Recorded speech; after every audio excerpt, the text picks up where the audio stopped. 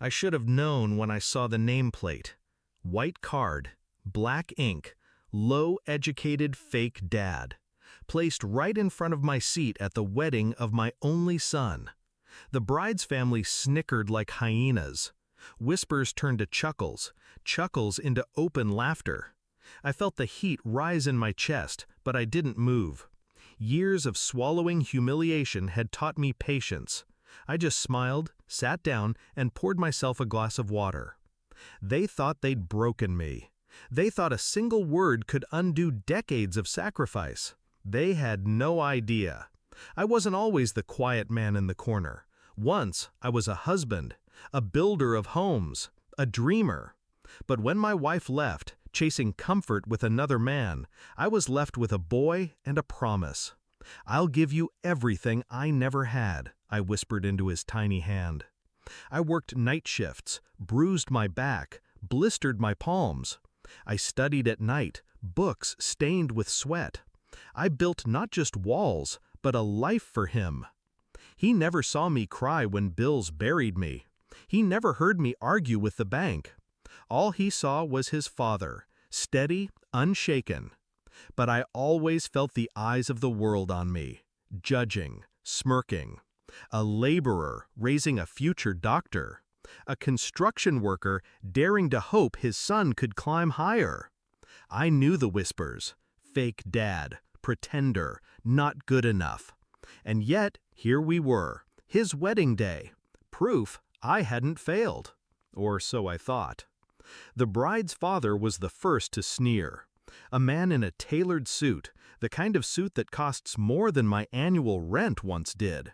He leaned close and hissed, "Don't embarrass my daughter. Eat little, speak less. People like you should be invisible." I looked at him, calm.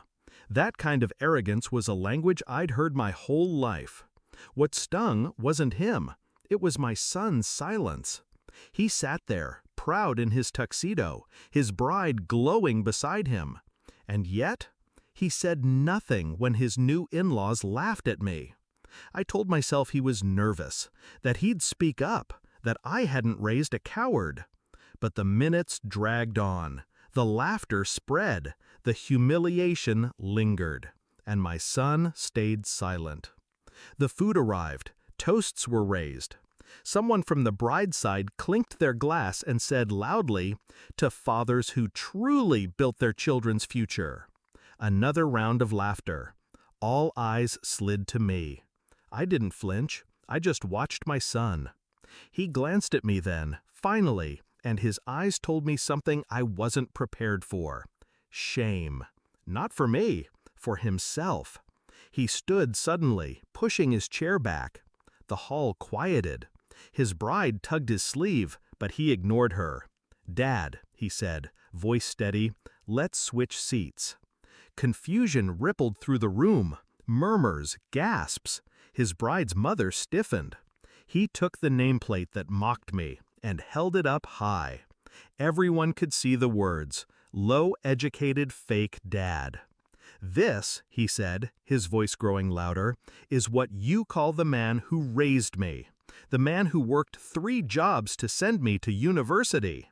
The man who paid for every book, every lesson, every step I took." The room froze. Forks hovered mid-air. My son's voice cracked, but he didn't stop. "You see a laborer. I see a man who taught me integrity. You see someone who never went to college. I see the man who made me the surgeon I am today. If he's fake, then everything I am is fake too." The bride's father tried to cut him off. "Enough, you're making a scene." "No," my son snapped.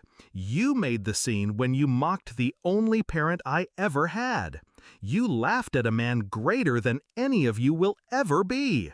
Silence. Heavy. Crushing. Then my son walked to me, took the nameplate from my hand, and snapped it clean in half. He placed one half on the bride's father's plate. The other he dropped in the wine glass of the bride's mother. "Enjoy your meal," he said coldly. "But understand this, if you cannot respect my father, you cannot have me." His bride's eyes widened. "What are you saying?" "I'm saying respect isn't negotiable," he replied. "If you can't honor the man who raised me, then there will be no marriage." Gasps rippled across the hall. Chaos stirred. The bride's family erupted, pleading, arguing, demanding. But my son didn't flinch. For the first time in my life, I saw myself in him. The same iron, the same defiance. He turned to me, eyes steady. "Dad, let's go home." We walked out together, past the stunned faces, past the shattered silence, past the world that had doubted me. In the parking lot, under the winter night sky, he put his arm around me. "I'm sorry," he whispered. "I should have stopped them sooner." I shook my head.